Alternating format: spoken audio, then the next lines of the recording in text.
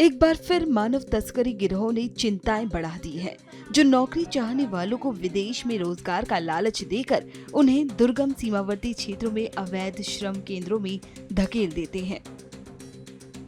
Myanmar Thailand corridor इस तरह की गतिविधियों के लिए पहले से ही कुख्यात है। ये परिवार हैदराबाद का रहने वाला है। इनका कहना है कि कथित तौर पर रोजगार का लालच देकर उनके बेटे को थाईलैंड ले जाया गया, जहां उसे तस्करी करके दूसरे देश में ले जाया गया और उससे जबरन मजदूरी करवाई जा रही है। कोशिश करके हमारे बच्चों को वापस लाइए और हमारे असद अवैसी जो है उन्हें भी गुजारिश करती हूँ, जितने भी आप लोग सब बड़े हैं उन सब से गुजारिश करते हैं कि हमारी मदद करें, हमारे बच्चे हमारे पास लौटे।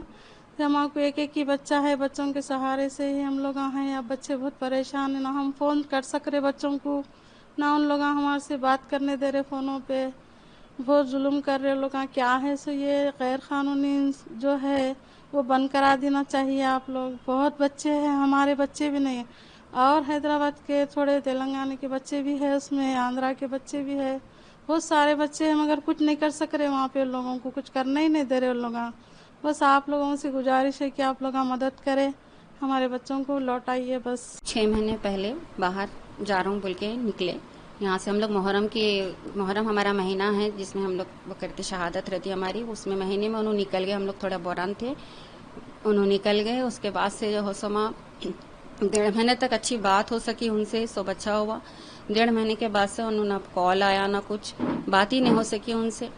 हम लोग परेशान थे यहाँ पर। बच्चा एक दिन भी, अगर सेकंड के लिए भी बाहर गया तो कॉल करता था, मगर ना कॉल नहीं, कुछ नहीं, क्या नहीं। हम लोग भी परेशान, बहुत परेशान थे। उनका एक कॉल भी नहीं आ रहा था। उसके बाद से 2 महीने के बाद में कॉल आया। फिर उन्होंने बोले मम्मी हम लोग बहुत परेशान हैं, यहाँ पर कुछ हुआ, मतलब आर्मी आई, कुछ हुआ। उसके बाद से जो सो हमारा बैग चले गया, मेरा फ़ोन चले गया, मेरे पास कुछ भी नहीं है। फिर वो लोग हमको यहाँ से लेके कोई दूसरी कंट्री लेके आ लिए, वो कंट्री क्या है हमको मालूम भी नहीं बोलकर बोली। फिर उसके बाद से जो हो सो हम लोग यहाँ पर पूरे परेशान, कैसा आखिर हमारा बच्चा कहाँ जाके फंस गया। इन लोगों को एक बुलाया वहाँ पर थाईलैंड में बुलाया, थाईलैंड जा रही बोल के। फिर उसके बाद से जो हो सो बच्चा बोला मम्मी हमको थाईलैंड बोल के लेके गए, वहाँ पर जॉब वीज़ा देते बोल के। फिर वहाँ से हमको आँख में पट्टी बंद के लेके चले गए।